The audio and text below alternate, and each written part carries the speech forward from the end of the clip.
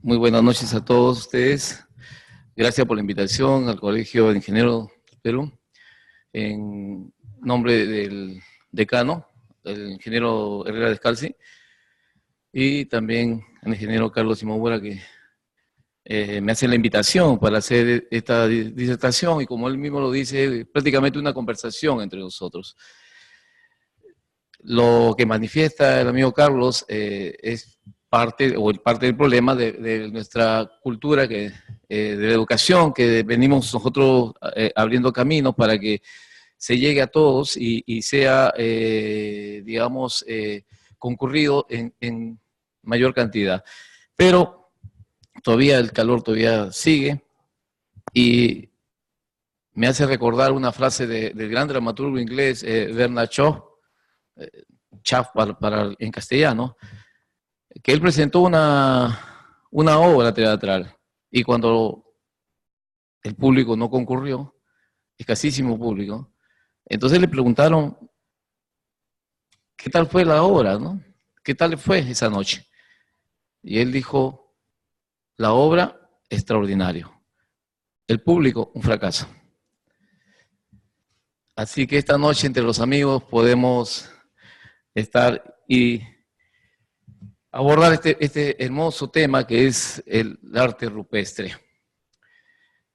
Antes de ello tengo que hacer una pequeña mención de lo que ocurrió en nuestro planeta desde sus inicios, para que tengan una idea de dónde aparece esta primera gran huella dejada por el hombre en la humanidad, ¿no? Que es el arte.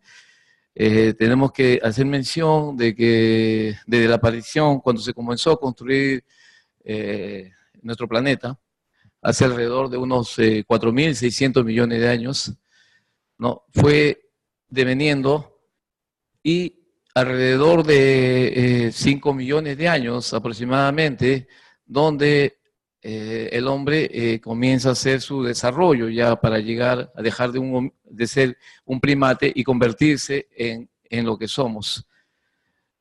Hace 40.000 años, en plena etapa del Paleolítico Superior, que da sus inicios, aparece por primera vez la especie llamada Cro-Magnon, que vendría a ser el Homo sapiens sapiens. ¿Y quién era este hombre? Es el hombre moderno. Nosotros provenimos del Homo sapiens sapiens, ¿no? Es nuestro antecesor directo. Es como buscar un antepasado, tal vez nuestro tatarabuelo, digamos, ¿no? Desde ahí aparecemos nosotros como seres humanos. Anteriormente eran simplemente homínidos que venían a ser homos, pero no tenían conocimiento casi de su realidad.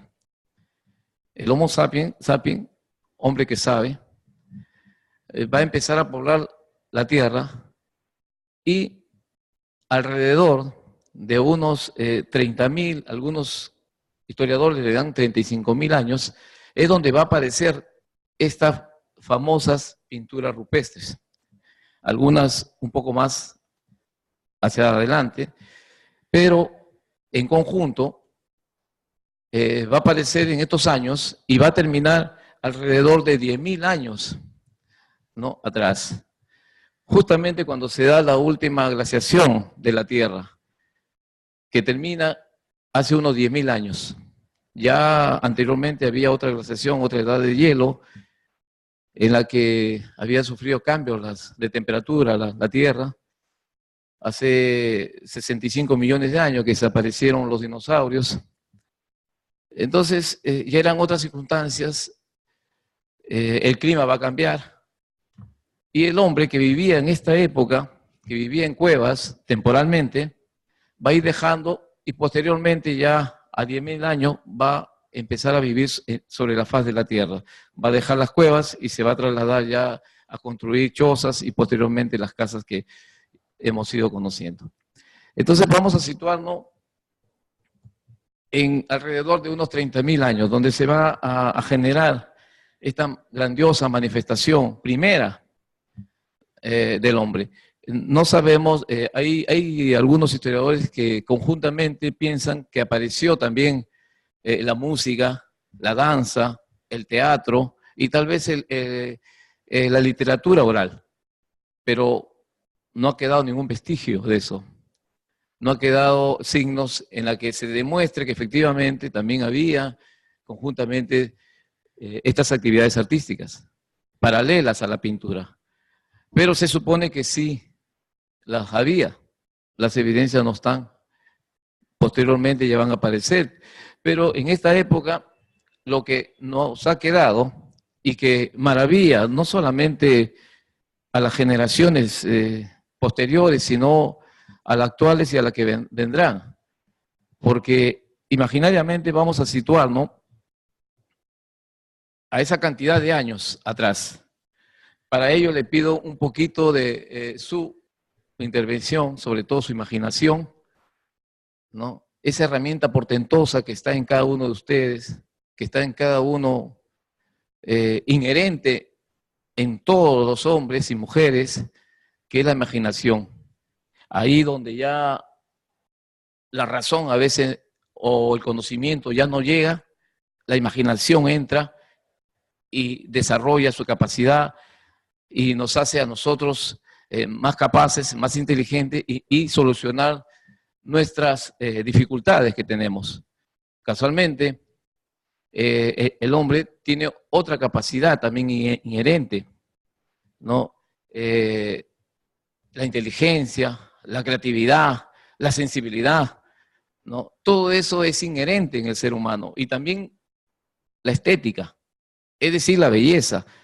Cuando uno nace, no es necesario adquirirla por fuera, no es necesario ir a comprarla o heredarla. La heredamos, sí, íntimamente, pero todos nosotros tenemos esas capacidades.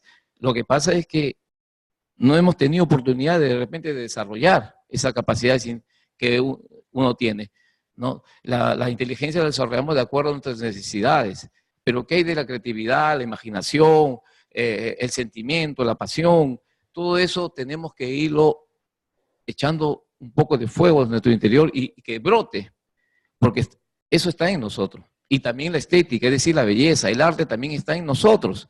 Ese es un sello innegable que vive entre nosotros. Y otro aspecto también, otra herramienta también que es importantísimo recalcar, es la resiliencia. La resiliencia es la capacidad que tiene el hombre de sobreponerse a sus problemas, de no quedarse atascado. Eso está en todos nosotros.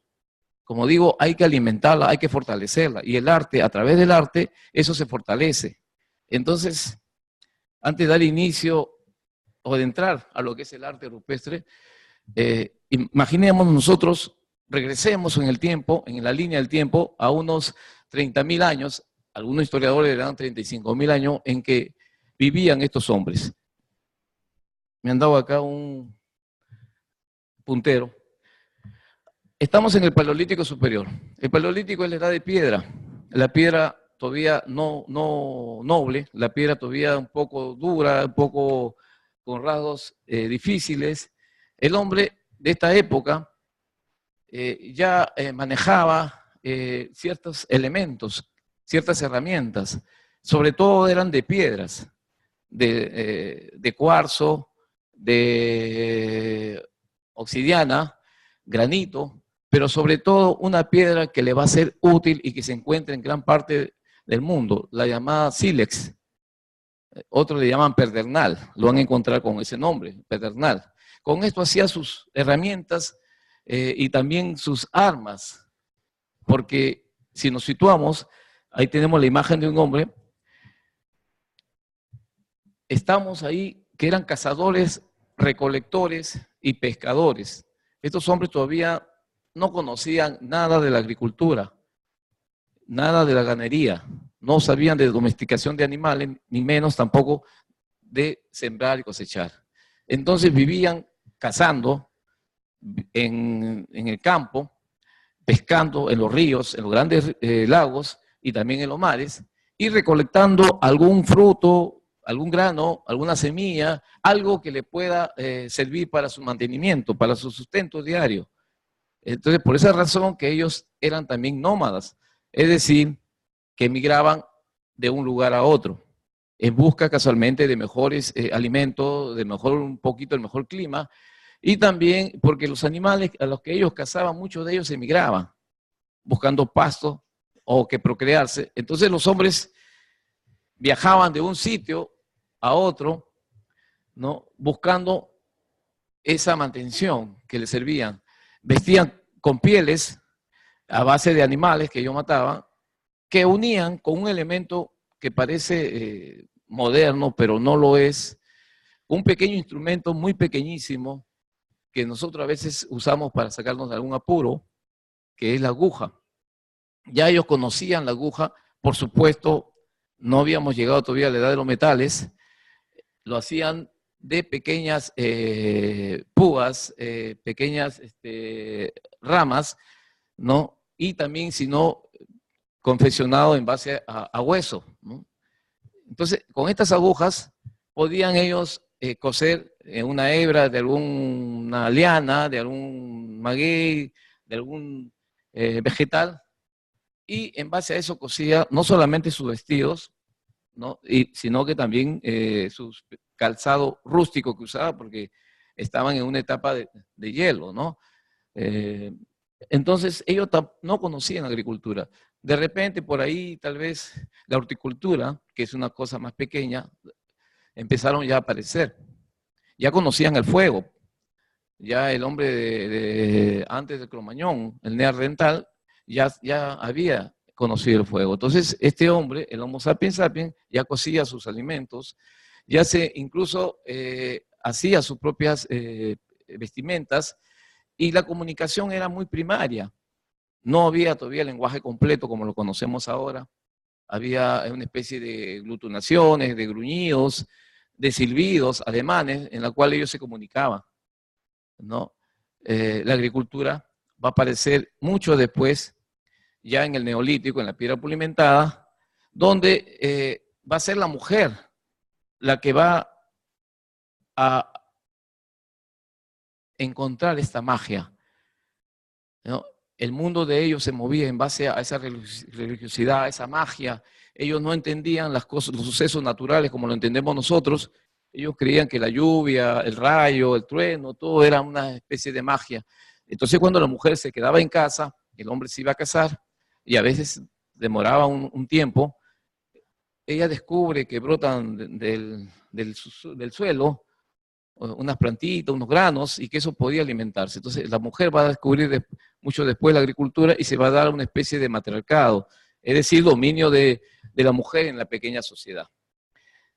Tampoco había la ganadería. Tal vez habían domesticado un pequeño animal que hasta ahora nos acompaña, ¿no? El perro. Y había una pequeña domesticación de este perro que venía en su desarrollo, también en su proceso evolutivo de lobo, sobre todo del lobo estepario, de las Siberias. Había bajado por necesidad de repente de alimento, necesidad de procreación, y alguien de repente encontró unas crías y fue criando y se fue domesticando. Ya el perro era el primer animalito que puedan ellos domesticar, pero no habían granjas, no había establos, no había todavía, digamos, pasado a ese tipo de domesticación de los animales. Tampoco había lo que es civilizaciones. Ellos eran pequeños grupos de 15, 20 personas, tal vez un poquito más, pequeñas tribus, clanes sobre todo, familiares, ¿no? Que se agrupaban y vivían de esa manera, ¿no? En una pequeña comunidad. Tampoco las grandes civilizaciones, ustedes saben que va a aparecer hace 5.000 años, ¿no? Mesopotamia, Egipto, China, India y Caral, van a ser las 5 grandes civilizaciones que van a ser llamadas civilizaciones madres, que van a dar nacimiento a todas las otras civilizaciones del mundo. Pero en esta época no había ningún grado de civilización, o sea, sociedad como ellos conocían. Entonces, pequeñas tribus, reuniones de hombres, de clanes familiares. Tampoco había metales. Todavía no entraban al mesolítico y menos al neolítico, que son la piedra pulimentada, ya más finas, más refinadas, ¿no? Posteriormente a esta etapa va a venir recién los metales, ¿no? Eso va a aparecer mucho después ya con las civilizaciones. Pero en esta época el hombre solamente se valía de la piedra, como le digo, principalmente el sílex, que era mucho más dócil para poder darle la forma necesaria a lo que es su uso diario. Con eso cazaba, con eso se defendía y tal vez con eso guerreaba entre tribus, ¿no? Este hombre, o estos hombres, esa era la naturaleza de su medio ambiente. Ellos tenían una pequeña filosofía de su mundo que los rodeaba, era muy precaria su situación y sin embargo nos han dejado algo extraordinario, algo grandioso, algo que es imperecedero. Cómo estos hombres viviendo prácticamente en las cavernas, eran cavernícolas, estos hombres que vestían pieles, que vivían prácticamente cazando, pescando, nos han dejado esta maravillosa palabra que es el arte. ¿No? Voy a pasar a una de las cuevas más emblemáticas del arte, considerado un templo sagrado de las artes del Paleolítico o de la era cuaternaria, que es Altamira. Casualmente fue encontrado en ese valle de Altamira, ¿no? Está en Santander, en España. Y acá tengo que contarle cómo fue que fue descubierta, porque hasta esta época, antes de descubrir Altamira, no se sabía nada, absolutamente nada, del arte rupestre.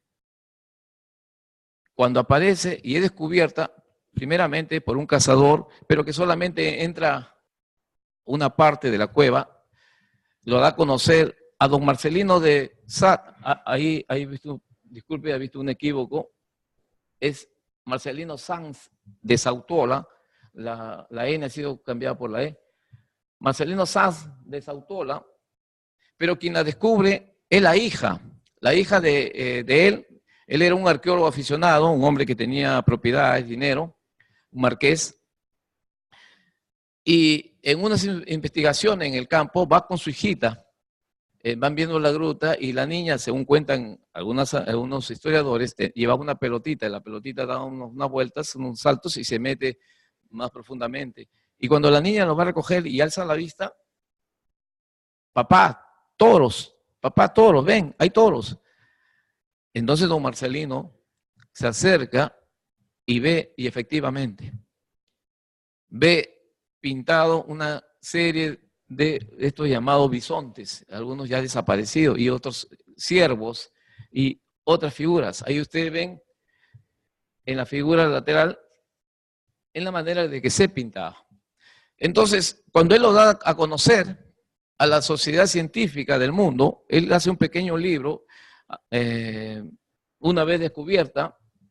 Altamira es descubierta en 1879 y en 1880 él hace un breve apunte sobre arte rupestre, un pequeño libro muy pequeño, y lo da a conocer a la sociedad primeramente española y luego la sociedad científica de Europa, y nadie da crédito absolutamente nada, que cómo es posible que hombres tan bárbaros, viviendo en forma tan primitiva, tan precarias, sin materiales a la mano, pudiesen haber pintado parte de esta belleza. ¿Ya?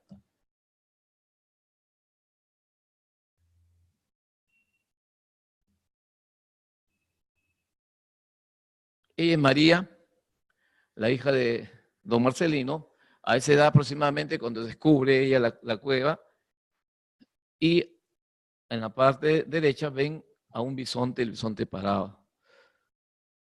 ¿Ve? Ahí lo vemos ya en su totalidad, 2,5 metros aproximadamente, color ocre, el bisonte herido, ¿no?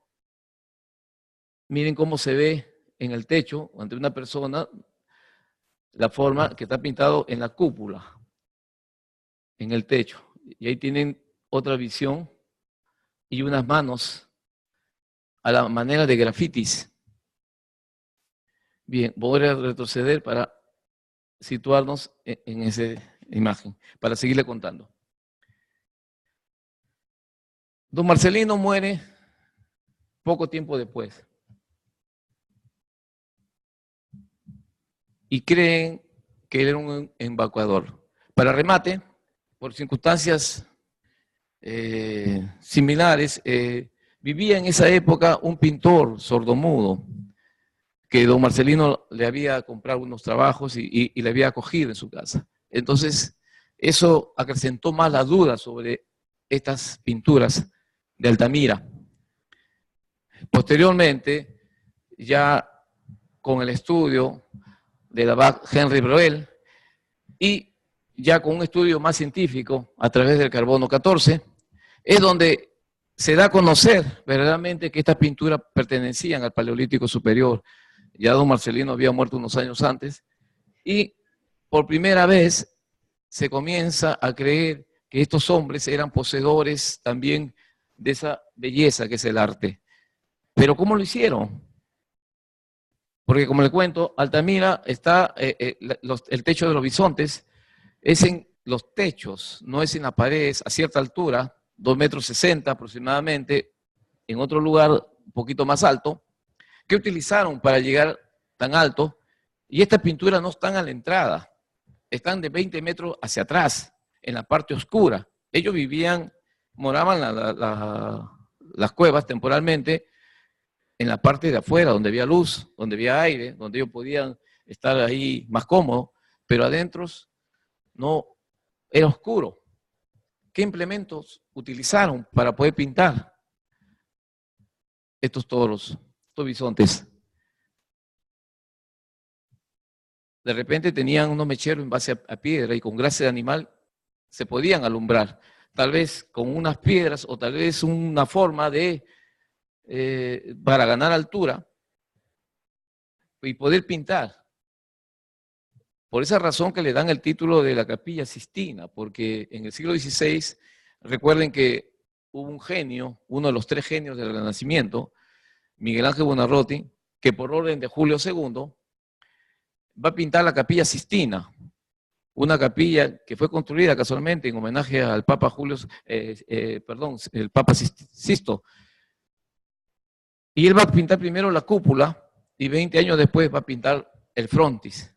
Y es de tal belleza, de tal envergadura, que no hay una capilla similar en el mundo. Altamira viene a hacer una semejanza, pero en la época paleolítica. Muchos siglos antes habían adelantado estos artistas anónimos del Paleolítico Superior. Miren ustedes, si ustedes ven la envergadura de ese toro, no es cualquier dibujo, o sea, no se puede confundir con otro animal.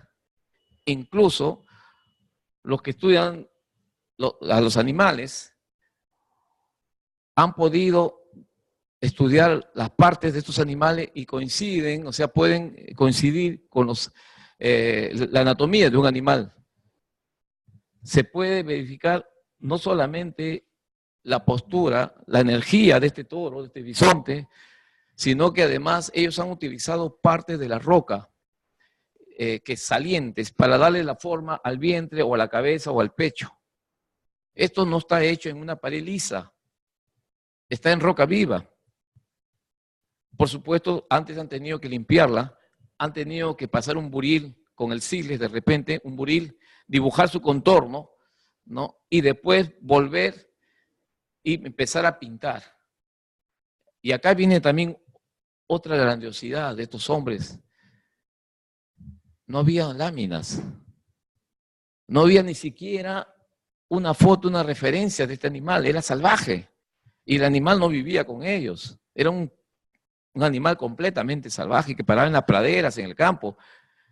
Y tampoco ellos podían amarrarlo, tenerlo, ¿no? ¿Cuánta ha desarrollado la capacidad retentiva, la capacidad visual de estos hombres para poder salir al campo, ¿no? Retener la imagen y venir, entrar a la cueva, subir a su pequeño andamio y pintar con esos materiales precarios que tenía? Porque, como le digo, está muy bien hecho. Cualquiera de las figuras de Altamira está extraordinariamente bien ejecutada. No tenían ningún material a su alcance. Ni siquiera habían inventado un simple lápiz. ¿Y cómo lo hicieron?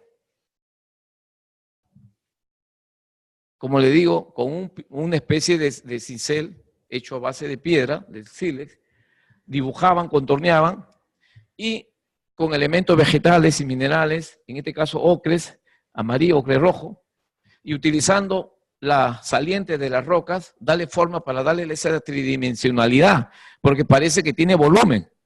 No está plano, no se ve plano. Y no se ve un dibujo inseguro, que uno dice de repente es un mamut, de repente es una oveja, de repente es un caballo. No, se nota que es un bisonte, y un bisonte muy fuerte, ¿no? Y también todas las extremidades, el lomo, el anca, las patas, hasta las pezuñas están completamente, y los cuernos y la cabeza proporcionadas. Acá no es desproporción, no es una caricatura, es un de tal realismo que parece hecho reciente por pintores que han estudiado en escuela, ni siquiera un autodidacta. Hoy en día ya no se pinta así. Hoy en día los pintores hacen cosas muy modernas, manchas, no, globitos, no sé, y ya perdieron esa intrinsicidad, esa humanidad de pintar. Igual va a ocurrir con las demás imágenes que les sigo pasando. Esta es una belleza, y no solamente acá se nota el volumen, se nota el dibujo, se nota el movimiento, sino hasta la psicología del animal. Es un toro que ha sido herido con una flecha, una lanza, y está trastabillando y se ha doblado, se ha enroscado de dolor. Está pronto a caer muerto. Y miren todo el movimiento, todo el contorno, no es plano.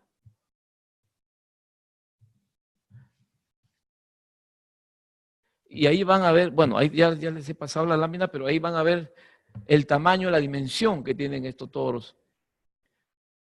También han hecho, ya esto parece mucho después, ya en el Neolítico, y acá van a ver a los hombres, pero los hombres sí, por esa razón de religiosidad y de mística, no están en el nivel realista que sí están los demás animales, que está el ciervo. Los hombres sí parecen una especie de idealización, de caricatura, ¿no? En algunos pueblos del África actualmente, por ejemplo los bosananos, que viven en el Sahara, los bolsonaros, perdón, bolsomanos, mantienen todavía esa creencia de que si le dibujan o le toman fotografía, le roba el alma. Tal vez ellos también pensaban de esa época. Incluso yo tengo dos anécdotas. Cuando iba por el mercado central a dibujar mi práctica de estudiante, las campesinas que vendían galletas, cosas por ahí, nos corrían a escobazos, porque no querían que nosotros las dibujemos, que era parte de nuestra práctica diaria. Y en Chiclayo, estando en el mercado central de Chiclayo, vi a un moreno recio que afilaba cuchillos. Entonces yo quise también dibujarle y tomarle su imagen para posteriormente hacer una pintura. Y cuando alzo la vista que ya estaba avanzando, lo veo que viene el moreno amenazándome con el cuchillo en la mano para evitar que yo lo dibuje. Esa misma posición, creencia de que le pueden robar el alma, se daba en esta época, porque gran parte de las pinturas de todas las cavernas que se han encontrado manifiestan esa actividad, ¿no? Ahí tiene la mano, como le digo, tipo grafitis. ¿Cómo hicieron posible? Estas manos que están prácticamente perfiladas, con un cañito, una caña de repente, o un huesito de algún pelícano, han soplado y como a la manera de spray, el pintor ha puesto su mano, ha soplado encima y ha quedado la mano puesta. Se ven diversas posiciones de mano. Altamira, como le digo, es considerada prácticamente el templo del arte rupestre. Pero hay otra cueva también que le está robando ese título, que es ya no en España, sino en Francia. Toda la parte de Europa se han encontrado muchísimas cuevas posteriormente, ¿no? Algunos también en Rusia, otros en el Sahara, y también acá en América también hay pintura rupestre, o sea, pero estas dos cuevas se llevan el mayor aplauso por la calidad de la ejecución, ¿no? Miren ustedes ese tropel de caballo. Esta cueva fue encontrada en Lascaux por unos jóvenes, ¿no? Que iban a buscar a su perro del primero, Marcel Ravidad, que se había perdido. Un perro grande, que a quien le llamaban Robot. Y estos amigos lo van a acompañar. Y encuentran al perro que se ha caído en una gruta, ingresan y encuentran esta maravilla, ¿no? En el año 1940, Lascaux. Miren ustedes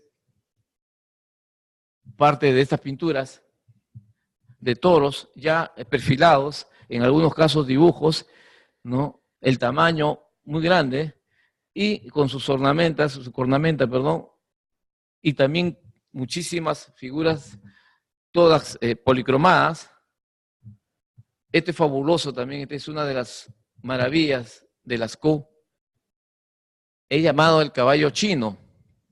Es muy parecido, muy parecido a los caballos que pintaban los chinos en la dinastía Tang. Esos caballos preciosos, amarillos, van a ver ustedes que es casi similar. Claro, por supuesto, muchos siglos después. Entonces, este caballo completamente plástico, hermosísimo.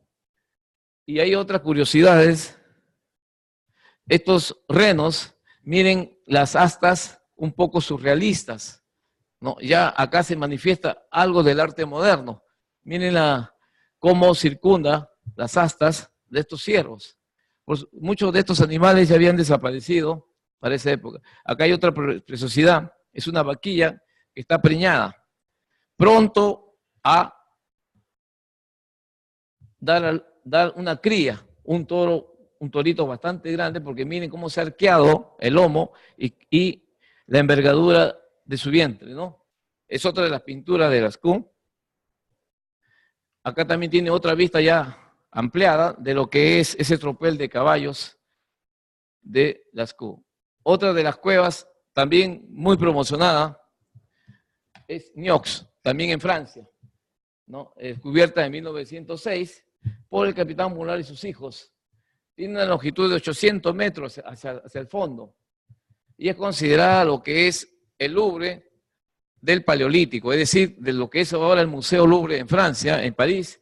Esto, digamos, hace una semejanza, donde vemos la diversidad de temas. Estas pinturas se han ido conservando, pero lamentablemente Altamira y Lascaux han sido cerradas ya algunos años y se han hecho unas réplicas. Aquellos que quieran visitar estas cuevas, porque van muchísima gente del mundo a ver las primeras huellas del arte, tienen que hacer una reservación de 2 y hasta 4 años por la cantidad enorme de asistencia que tiene. Y como le digo, solamente se puede acceder, ¿no?, a la parte que son la réplica exacta de estas cuevas. Las originales están cerradas porque se han ido deteriorando las pinturas, no solamente por el vapor, el sudor de la persona, sino el vaho, digamos, la respiración y las luces también que se han puesto. Eso han ido deteriorando un poco las pinturas. Por esa razón, como son patrimonio de la humanidad, se ha reservado para darle un mejor mantenimiento en el futuro, ¿no? Pero podemos ver la réplica. En cambio, Niox sí se ha mantenido y se puede ver parte de estas pinturas. Ahí viene una cabra y miren, otro toro muy grande, muy hermoso. Es un dibujo y ven flechas que están ya en el pecho del animal. Acá están también unas cabras y los ciervos en forma general, parte de esta pintura. Y acá tienen un caballo antiguo, ¿no? Ya desaparecido, muy rústico, pero también tenemos esa suerte de tenerlo.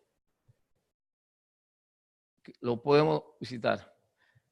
También hay otra cueva importante, ya hacia Rusia, en los Montes Urales, descubierta en 1950, donde se va a ver otras cosas curiosas, entre ellas caballos, mamú, camellos, rinocerontes, peces y unas figuras, unas manchas y figuras antropomórficas, ¿no?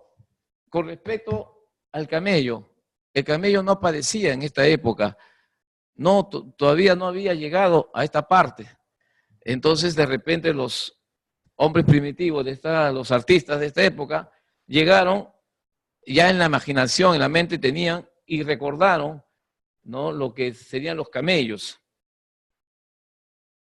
Ahí tienen al camello y al costado una figura un poco, ¿no?, abstracta, ¿no?, una figura de un diseño.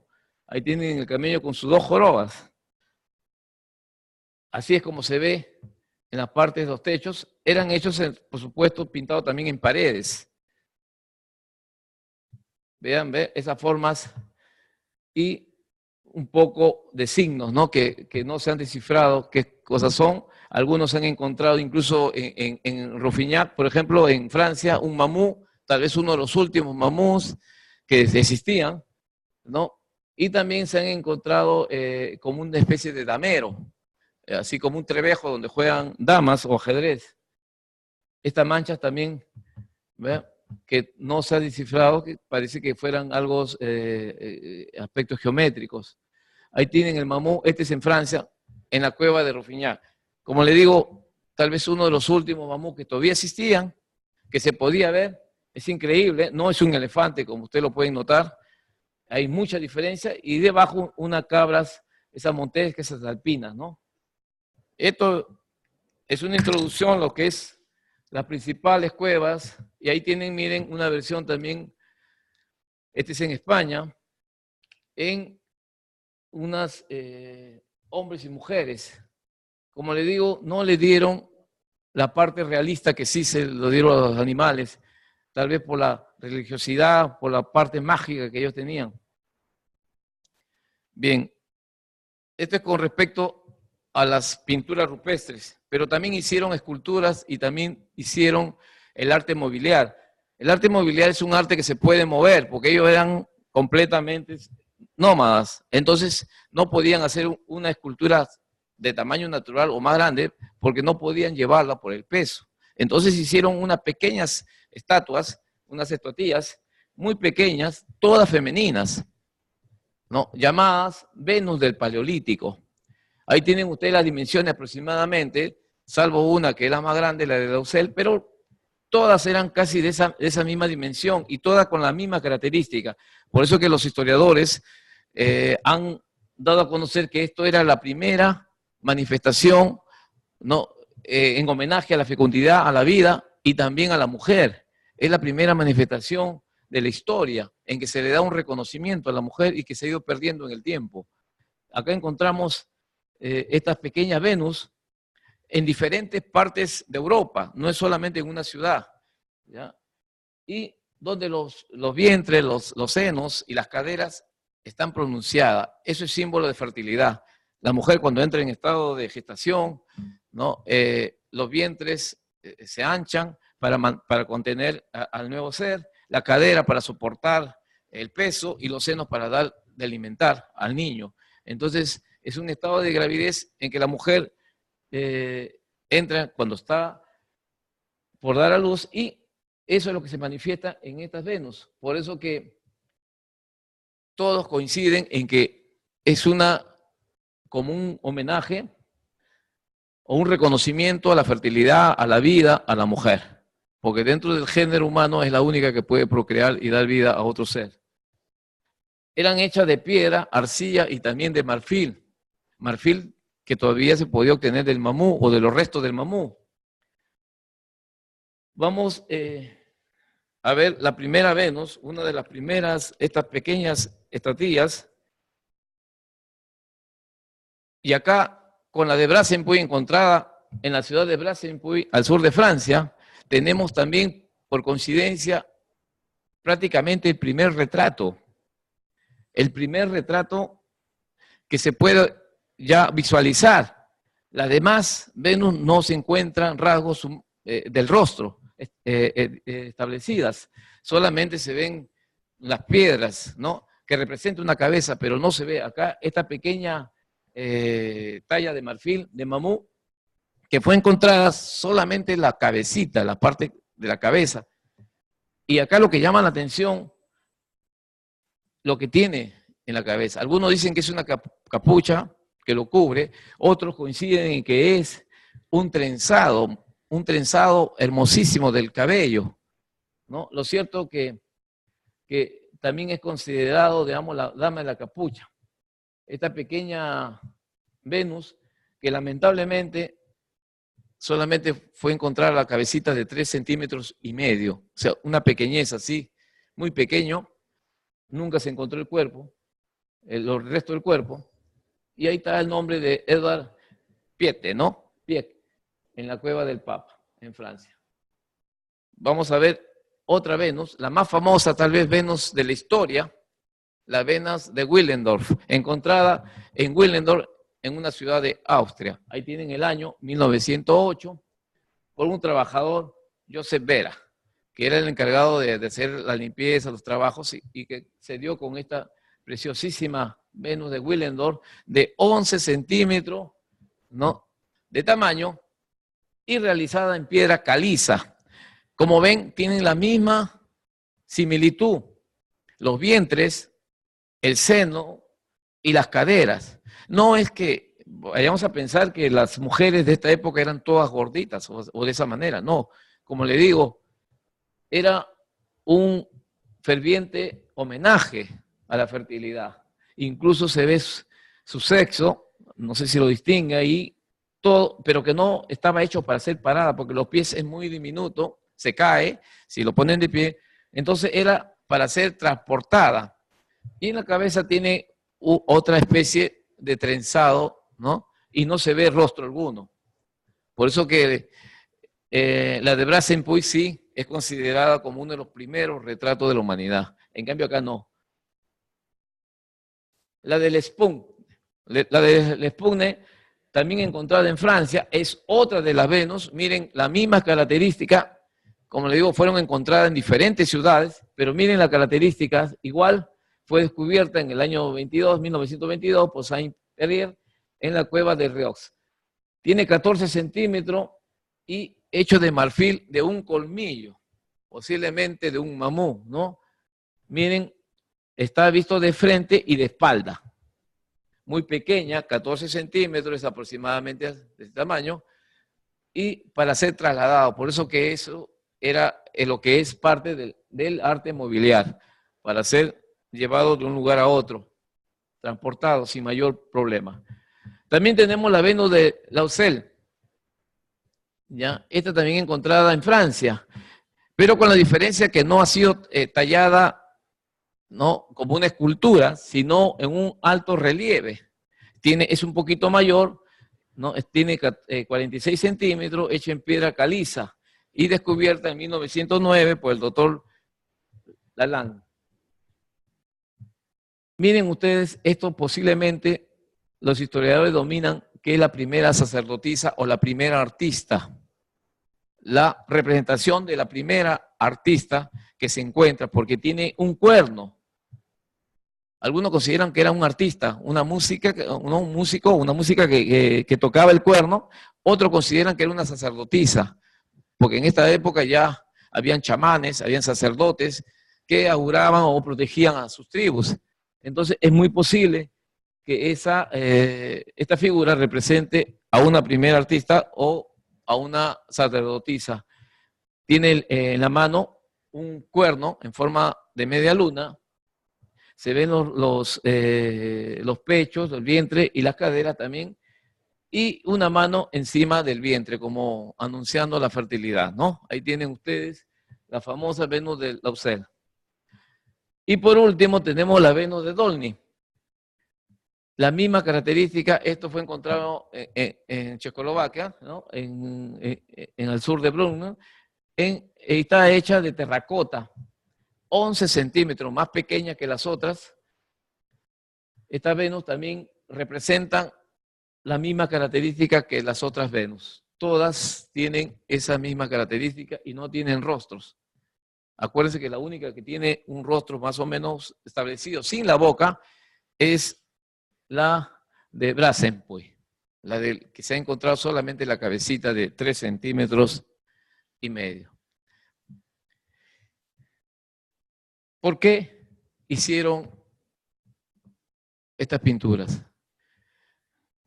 ¿Qué motivo tuvieron los hombres de esta época al hacer esta pintura? Hace 2 años aproximadamente llegó una teoría de que no fueron los hombres quienes hicieron posible esta pintura, fueron las mujeres.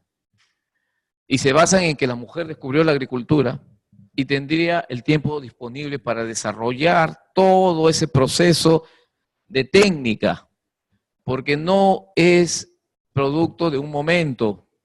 El arte no es producto de meses ni de años, es toda una vida y todo un proceso para llegar a ese grado, digamos, de madurez, de técnica, de belleza, de estética, para llegar a ese grado de dominio, de dibujo, ¿no?, en las pinturas y también de las esculturas, estas pequeñas estatuas.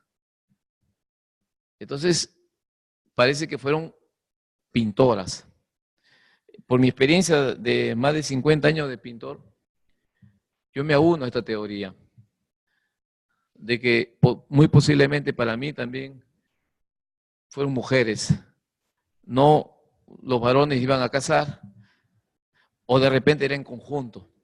Es una nueva teoría que tiene mucho asidero, pero que todavía no está definido. Como digo, recién tiene un par de años aproximadamente. Pero bueno, sean hombres o mujeres, esta belleza están ahí, están al alcance de todos nosotros, de poder admirar cómo estos hombres en esa condición precaria, en esas de vida y también de herramientas, porque no había ningún pincel. ¿Qué utilizaron, por ejemplo, para pintarlo? Si no había pincel, pues la mano. Lo primero que hacemos cuando uno tiene 1 año, 2 años, utiliza las manos. Muchos de nosotros hemos incluso, o nuestros hijos han manchado las paredes pintando con las manos. No pedían pinceles. Entonces, lo primero que han utilizado ha sido las manos, los dedos. Y después, el pelo de animales y también de personas, ¿no? Algunas plumas, algunas cañas que lo masticaban de repente y lo amarraban y con eso pintaban con algunos vegetales, con algunos minerales, algunas tierras que se podían pintar. Utilizaron ocres rojos, amarillo, ¿no?, negro, que era producto de la madera ya quemada, o sea, del carbón, y un grado de violeta. No se encontró verdes ni azules, ¿no? Entonces, ¿pero qué motivó a estos hombres a pintar? Porque ellos no consideraban que eso era arte. Ellos no lo hicieron pensando hacer arte, ¿no? Eso ya es posterior. Nosotros le hemos dado posteriormente ya ese nombre de arte. ¿Qué le motivó a estos hombres? Reflejar parte de su realidad. Acuérdense que ellos, en su mente, su pequeña filosofía de la sociedad, para ellos era todo magia. Entonces, hay 2 teorías. Una, la del tema religioso, que fueron pintadas para una religiosidad, hacia un Dios que ellos creían. Por eso que estas cuevas eran como pequeñas capillas donde el hombre antiguo iba a orar y a través de un transmisor conectarse con ese Dios. Esta teoría tiene poco asidero. La que tiene mayor asidero entre los grandes historiadores es la teoría de la magia. Ellos, el mundo que ellos vivían, incipiente, no tenían todavía una ciencia, una categorización de las cosas, pero sí creían mucho en que podían ellos, parte del espíritu, poder capturar. Si pintaban, por ejemplo, una escena de casa, iba a haber buena casa, en la realidad. De repente el ciervo, de repente el bisonte, se iba a tropezar o de repente ellos iban a tener mejor suerte o iban a correr un poco más, iban a tener buena comida.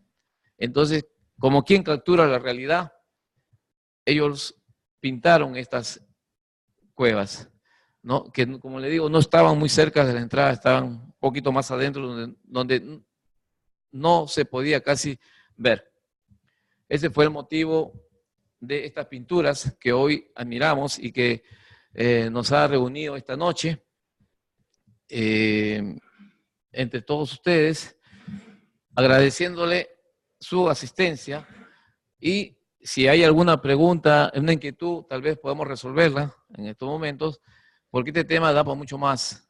Es solamente el inicio del arte, es el inicio de la entrada a ese maravilloso mundo que es el arte, que todo ser humano debe estar comprometido, debe llevarlo, si no consumir, al menos participar un poco de ello, porque somos elementos humanos, no somos elementos mecánicos, ni nos acondicionan a nosotros, no nos programan.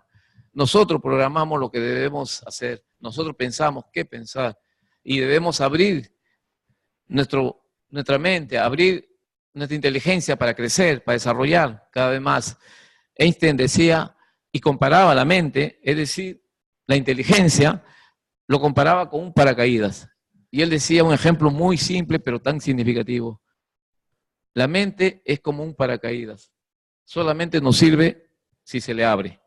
Entonces yo invito a ustedes con esta pequeña reunión a abrir su mente, a preguntarse de dónde venimos, qué hacemos, hacia dónde vamos, ¿no? Así como nos interesa a veces saber de nuestros padres, de dónde vinieron, o de nuestros abuelos, quiénes fueron nuestros abuelos, también interesémonos quiénes fueron estos primeros hombres y qué pasó después. Porque ahí no queda el arte, ese es el inicio, la primera gran huella que deja el hombre. Así como hubo un tal Neil Armstrong que dejó la primera huella en la luna, esta es la primera gran huella del arte. Posteriormente se va a desarrollar y van a venir las grandes civilizaciones con sus grandes aportes, llámese Mesopotamia, llámese Egipto, y sigue, va a desarrollarse la vida con otros grandes aportes. Llegamos a Grecia, una de las grandes culturas de nuestra civilización, y llegamos también al Renacimiento, donde va a haber un quiebre. El Renacimiento viene a ser un quiebre de nuestra mentalidad. El hombre deja esa religiosidad en la que Dios es hacedor del 100% de su vida, y el hombre va a pensar por sí mismo, va a empezar recién. Por eso se llama renacimiento, volver a nacer. El hombre comienza a pensar por su propia voluntad y sabe que es el hacedor de este mundo. No sé si tienen alguna pregunta. Hasta aquí mi participación. Sí.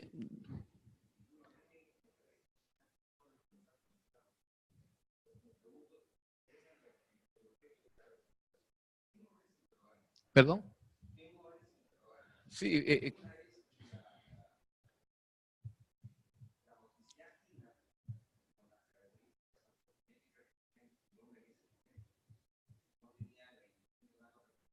No, por supuesto. Por supuesto.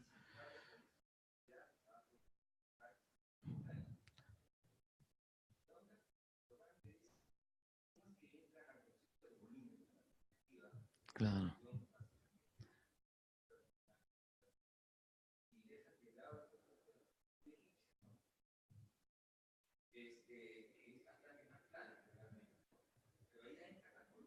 Claro.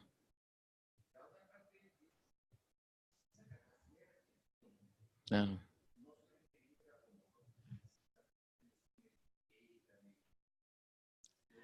Sí, no.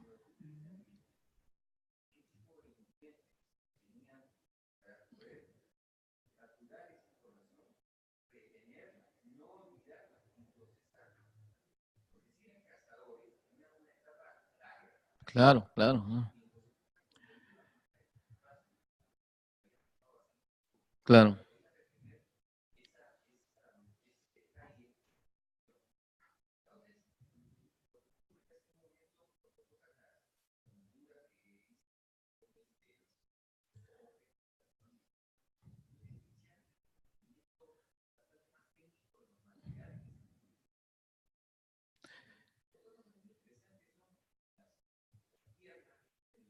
Sí, sí,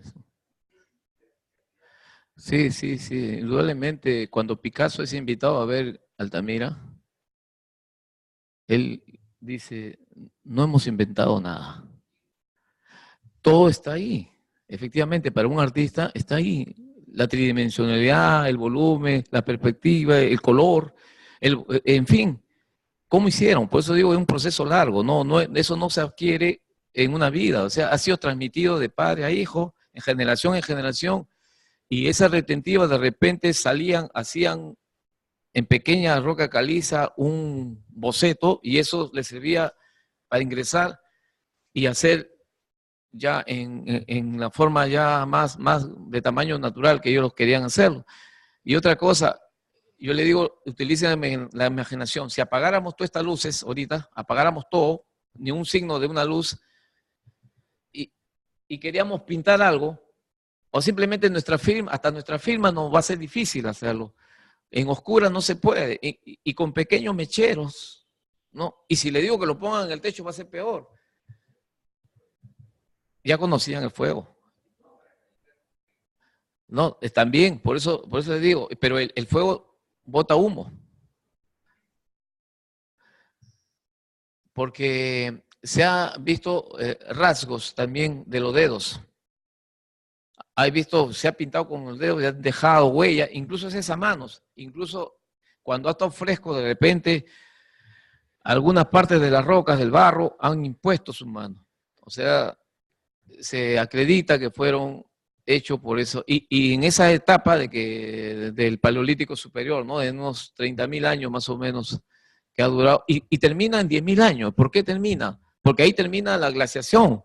Es decir, la edad del hielo se termina ahí y empieza ya a mejorar el clima. Entonces los hombres salen a la superficie a vivir y ya desaparece la pintura rupestre.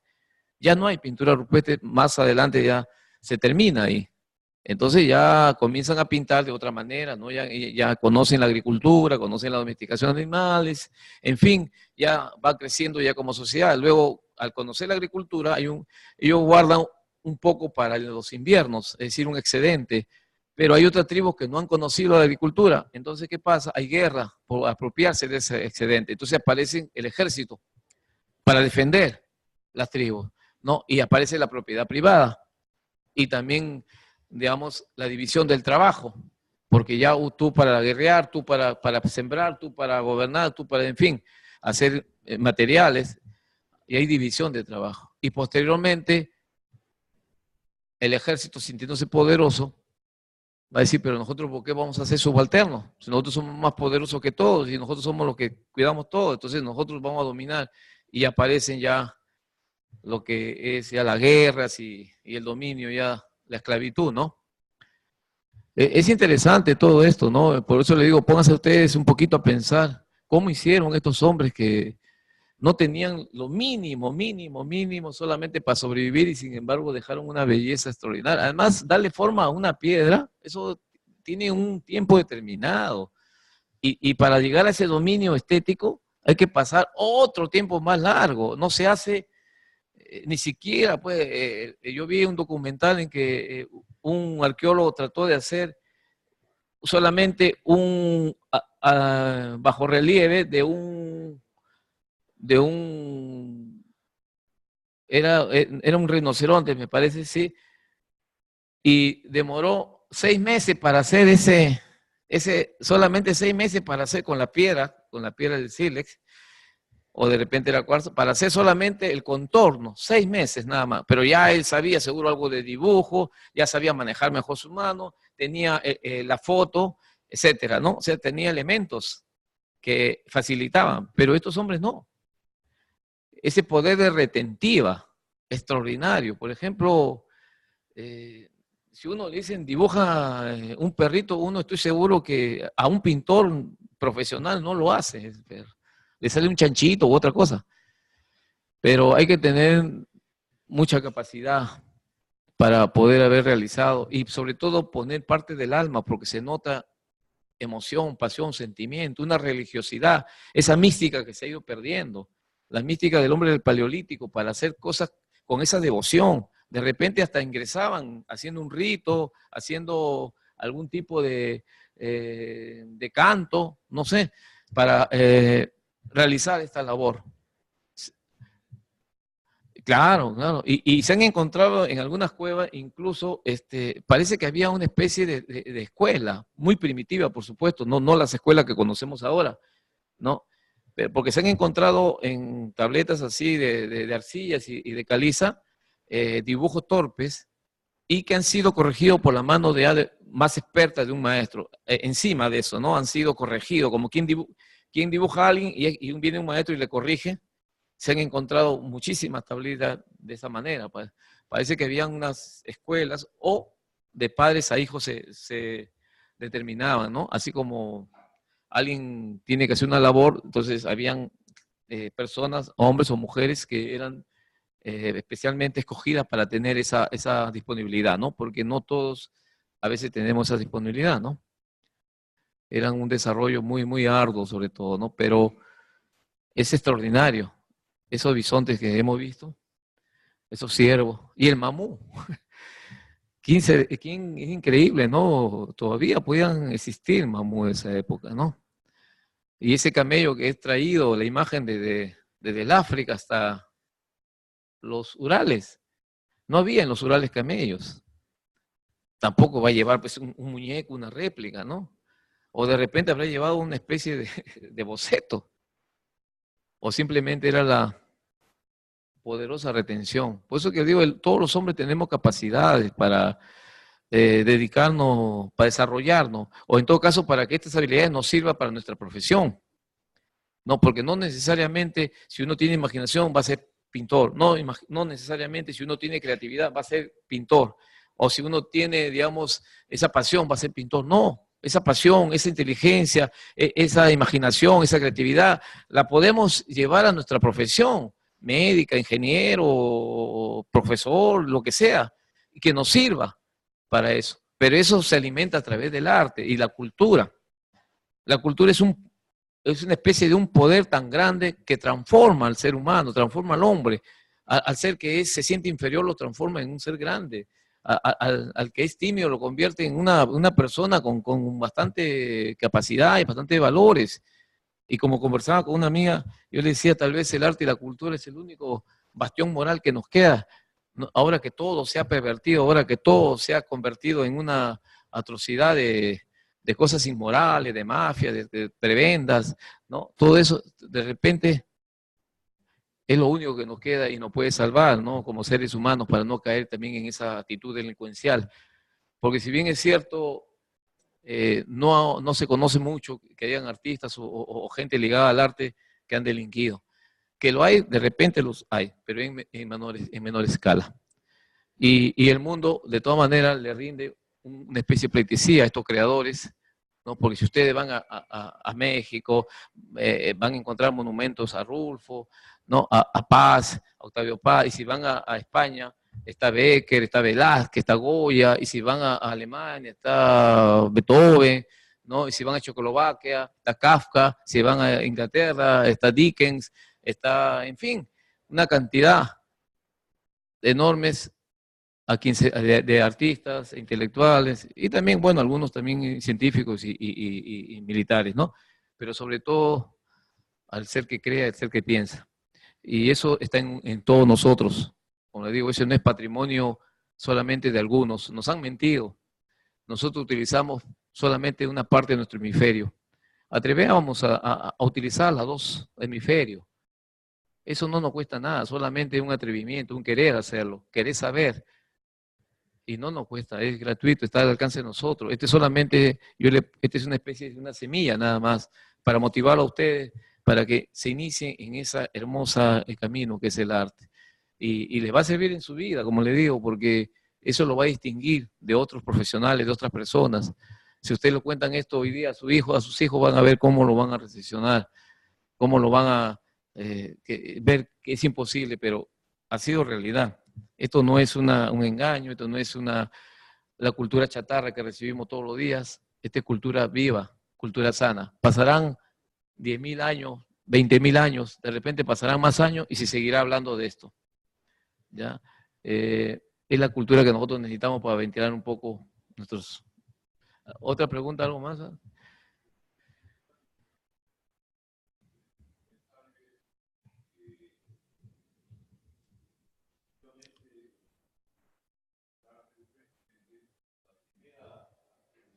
Sí,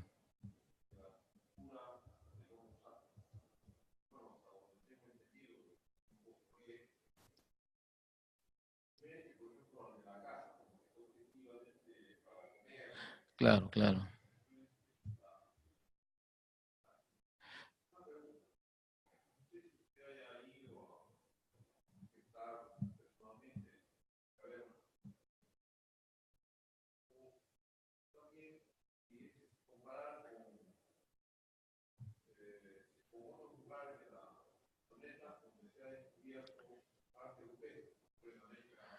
El sur. Como le digo, es una actividad, el arte es una actividad muy intrínseca del hombre, una actividad espiritual hasta cierto punto, ¿no? Diferente a otras actividades que hace para una sobrevivencia. No he estado en ningún lugar del mundo. El año pasado recién saqué mi pasaporte por primera vez y visité un país de acá Centroamérica. Claro, como, como le comentaba a una amiga antes de ingresar acá, yo recibí la primera clase en la Escuela de Bellas Artes de un gran historiador, Guillermo Deli, que ya murió, y de arte universal, y de don Atilio Sibirich, un cusqueño que me enseñó a amar a mi país. Y ahí me nació la idea. Y posteriormente encontré un libro de Altamira, un pequeño libro de España que me sirvió de guía y que hasta aún lo mantengo y le he traído por acá. Entonces, hay muchas cuevas, muchas, no solamente la parte norte de Europa, hay en el Sahara, por ejemplo, una maravilla, hay una especie de antílope, solamente la línea, dos, tres líneas, extraordinariamente sintetizada, una abstracción maravillosa, que yo a veces le digo a unos alumnos, si ustedes quieren poner un negocio, en vez de poner acá un lagarto, acá en estos prendas que compramos, polos, así, unas cosas de velocidad, ¿por qué no utilicen esa imagen de esa gacela, que es sinónimo de velocidad y que está hecho en el Paleolítico y que nadie lo ha utilizado? Hay muchas cuevas, en América también, acá en el Perú, tenemos en Arequipa, Toro Muerto, en Huánuco, en la Uricocha, en Amazonas, tenemos muchas cuevas y de arte rupestres y algunos a la intemperie, ya que son geológicos, ¿no? Pero no tienen la belleza de estas cuevas, a eso voy yo. Y de repente en la misma Europa o en Asia se va a encontrar de repente otras cuevas, porque estas han sido encontradas de casualidades, no han sido que ahí aparecieron, no han sido, como le digo, Marcelino Sales, su atola, no lo encontró su hija, lo encontró de casualidad. Si no hubieran ingresado más adentro, no lo habrían visto, porque antes había ingresado un cazador, un trabajador, pero que no lo vio en 1868, ¿no? O sea, unos 20 años antes, y que dio a conocer, pero era una gruta nada más. Y hay muchas, como hay muchos ríos subterráneos, y las grutas son producto de eso, pues, de los ríos que han pasado por ahí, han abierto canales, y algunos se han secado, otros están todavía vigentes. ¿Qué grutas nomás habrán? De repente encontraremos algunas grutas tan importantes o mejores, pero hasta el momento Altamira es la más bella gruta o caverna o cueva, como quieran llamarlo ustedes, que se ha encontrado, ¿no? Otra pregunta, perdón. Una vez había un poeta, un gran, extraordinario poeta, don Antonio Machado, y él como poeta un día se preguntó, ¿qué es el arte? Y él dijo, como poeta, que era un tremendo poeta, extraordinario, el arte es puro juego. Es decir, si no se juega, si no se entra al mundo de la pintura o de la literatura, si no hay una especie de mentalidad de niño, Si no hay ese espíritu, no hay arte. Se vuelve muy metódico o se vuelve una cosa demasiado racional. Y el arte no es 100% racional. Si bien es cierto, es una cosa pensante y tiene un componente mayor, y lo otro es obrante, o sea, de obrar, pero hay que jugar, hay que divertirse, no perder la esencia de lo que hemos sido. Y don Machado dijo, es puro fuego, es decir, pasión. Si el arte no tiene pasión, si el arte no tiene vida, no es arte. Es una cuestión mecánica o simplemente un negocio. El arte tiene que tener vida, es decir, pasión, hacerlo con el corazón, derramar el corazón. Y luego él decía,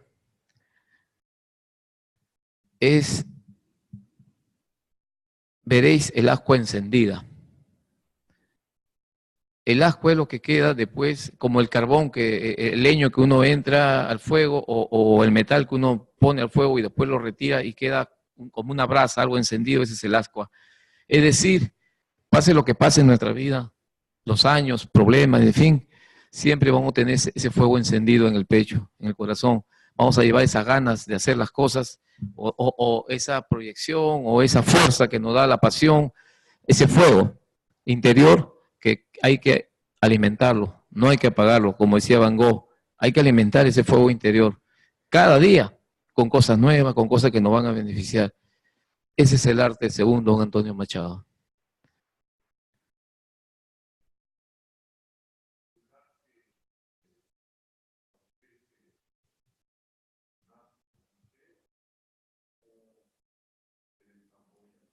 Voy a tomar, claro, hay siempre esa dicotomía, esa opinión que siempre se ha dado. Yo voy a utilizar una frase de Picasso que dijo una vez, todo niño es artista, lo que pasa es que la sociedad lo va castrando.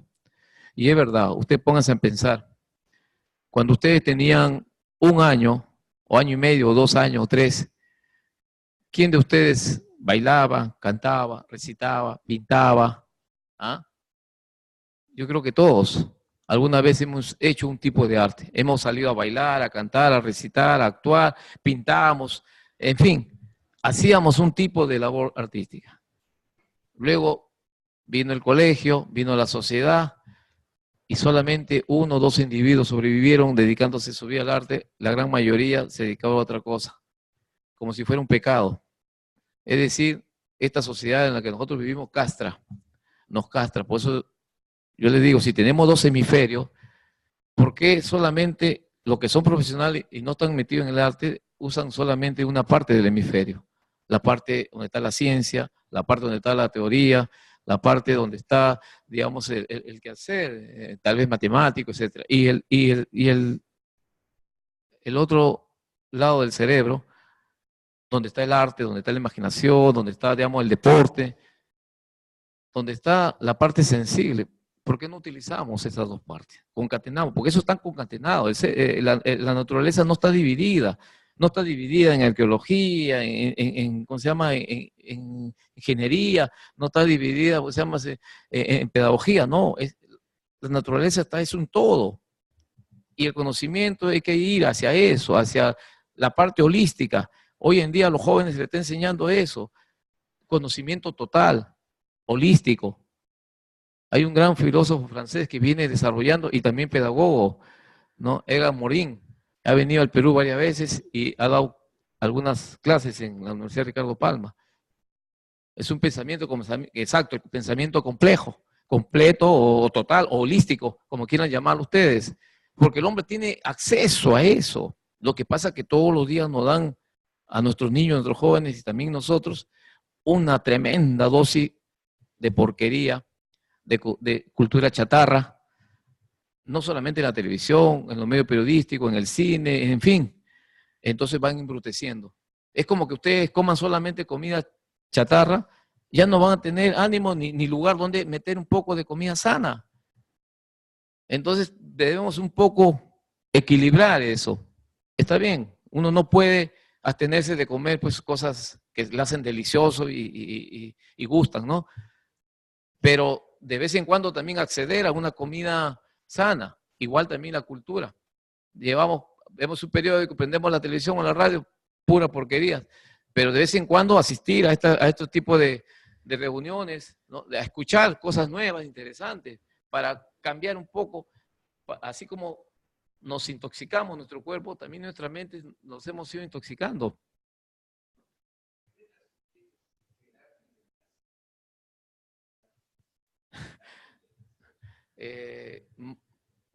Mahoma es el que decía, si no quieres trabajar ningún día, búscate un empleo que te guste. Yo busqué el arte y la pintura, nunca he trabajado. No lo siento pesado, no lo siento jamás.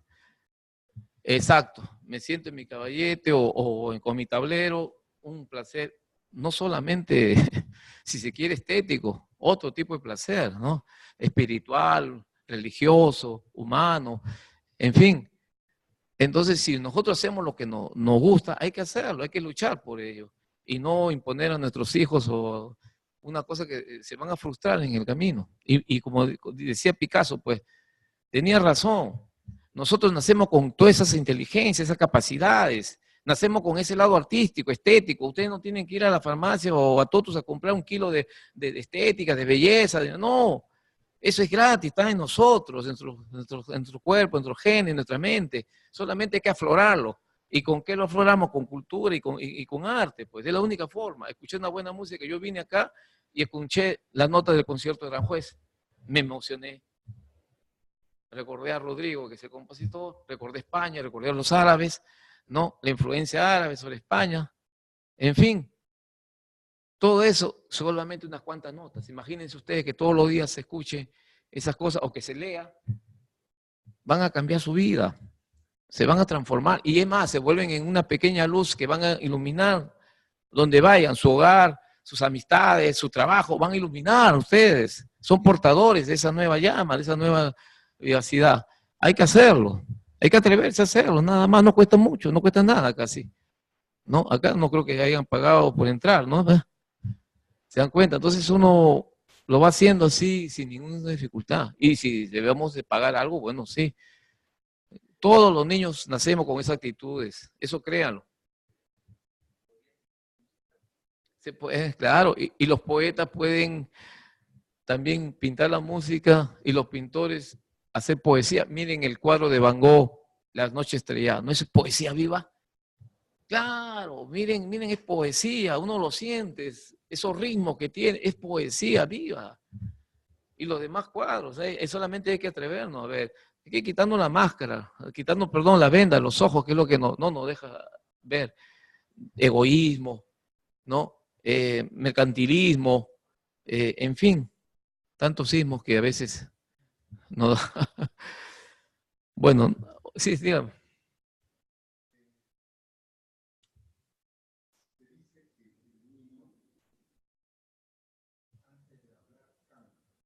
Claro,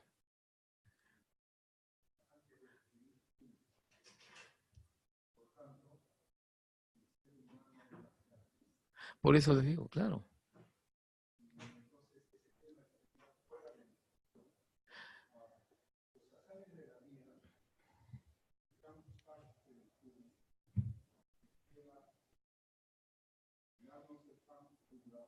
claro,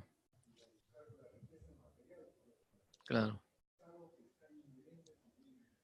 por supuesto.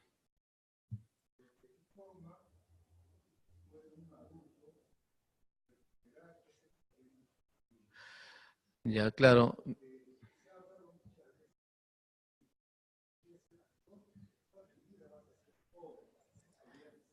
claro, sí, sí, lo que se dedican.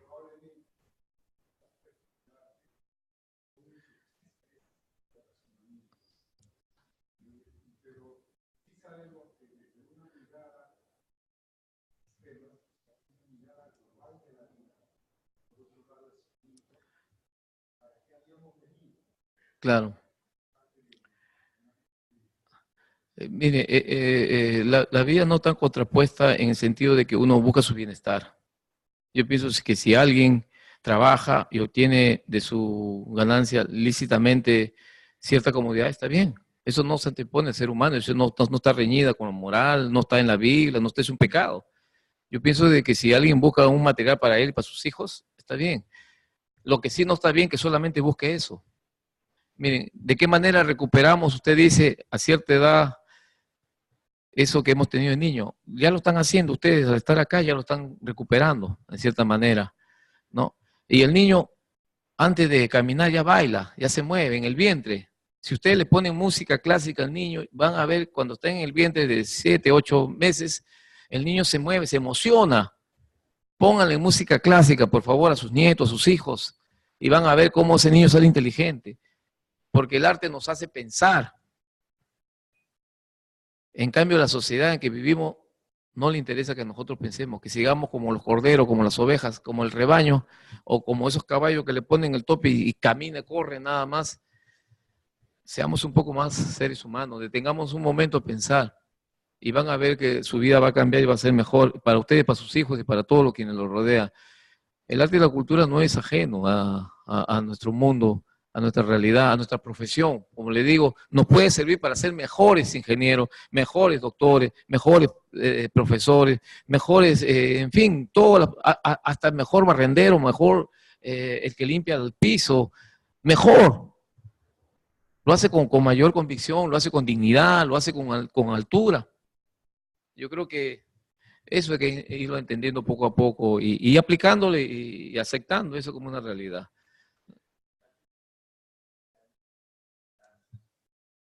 ¿Sí? Y antes se decía por amor al arte. Claro, no, hacer las cosas por amor a lo que uno siente, por el deseo interior que uno desea hacerlo, no porque lo pagan todo. Entonces, cuando uno hace una cosa con ese deseo, yo creo que se hacen mejor las cosas. Y si eso tiene algún tipo de pago, mucho mejor. No, como digo, no está reñido. Y si hay pintores que han logrado, una gran mayoría murió en la miseria, hay muchos artistas. Encontramos, pues, por ejemplo, encontraron un borracho en Manhattan, no, en una ciudad norteamericana, Alan Poe. Él es de, ¿cómo se llama? Bueno, no sé si alguien recuerda su nombre, yo ahorita me lo he olvidado. Si alguien me lo recuerda, es un puerto. Bueno, ya me acordaré. Encuentran tirado un borrachito y era el más grande poeta que ha dado América, perdón, Estados Unidos, junto con Whitman. Van Gogh se tuvo que asesinar, aunque esa teoría se está descartando, pero de todas maneras vivió. Gauguin igual se tuvo que refugiar en un sitio primitivo, en las Islas Marquesas, en Tahití, y así muchos, Dostoyevsky muere casi loco, en fin, muchos han pagado muy caros por ese atrevimiento de dejar algo por la humanidad, y han dejado lo mejor de sí, porque si Van Gogh vivió una vida completamente desastrosa, en vez de convertirse en un delincuente, en vez de convertirse, digamos, en un vil, tal vez asesino, como Prometeo, se sacrificó y dio esa belleza que ahora nosotros nos deleita mirar en los museos. Y él nunca vendió un cuadro. Uno solo vendió, pero nunca gozó de eso. Bien, si no hay otra pregunta, muchísimas gracias por su asistencia y bueno, será hasta otra oportunidad cuando el ingeniero lo requiera. Gracias.